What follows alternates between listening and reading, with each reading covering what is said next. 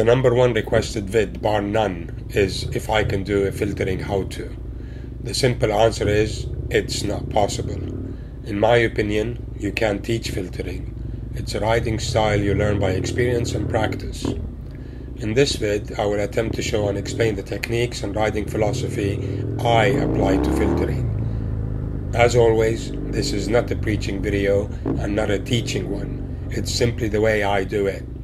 I do have a hard time in explaining some of it, as most of the stuff I do by instinct. But at the same time, it's mostly common sense.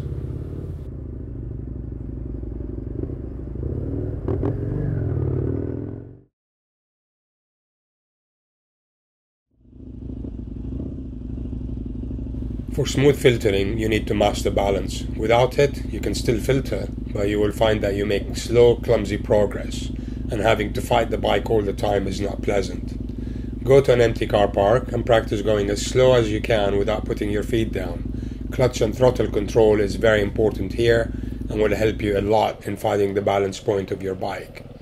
A helpful hint is to shift as much of your weight onto the pegs. That way you lower the center of gravity and help you balance better. In case you ever wondered, that's why enduro riders stand on the pegs. On the subject of enduro, I believe it's the best way to learn bike control.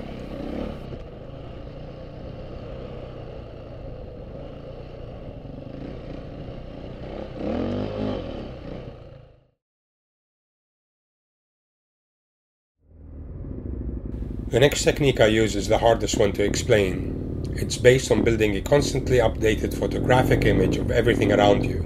As you ride, look and take note of all the cars ahead, to the side and behind you, preferably as far as you can see. By updating this image 1 to 2 times a second, your brain registers anomalies, such as a red car that was behind you to the left is no longer there. So logic dictates that it is most probably next to you in your blind spot. Small changes will also register and trigger a reaction. For example, a car front wheels that are turning towards the lane you're in, etc., etc. I actually utilize this technique in all my riding, and not just filtering. It helps you avoid any nasty surprises and keeps you sharp and focused.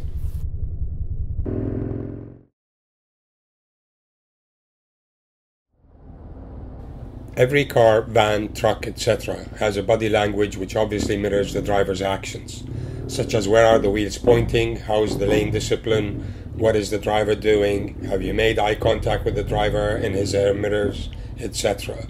All these help you make the decision if filtering by that vehicle is safe or not. When the cars are all bunched up together with no gaps between them, it becomes easier to predict their movement, as there's very few options for them to take.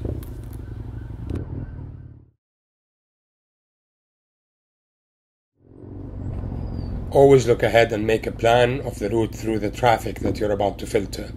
Try and stick to it as much as you can, even if you find out at the last minute that your decision was wrong. Hesitation and indecision is the worst thing you can do on a bike.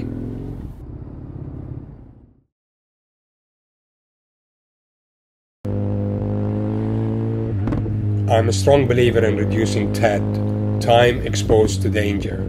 If you're about to filter between 2 cars, or even just a normal overtake, don't just go 2 to 3 miles per hour over their speed.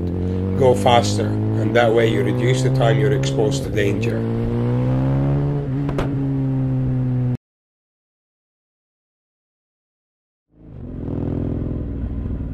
The way I look at it is that if the car I just filtered by had to take any avoiding action, then that was a bad move on my part. It's almost done in steps. Arrive, dominate your area, make sure as much as you can that the drivers are aware of you, and then filter.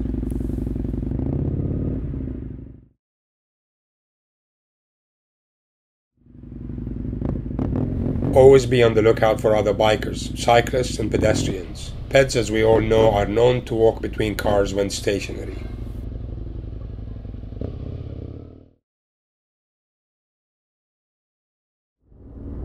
One last thing I would like to say, filtering is not a must and should never be thought of as such. If you don't feel comfortable doing it, don't.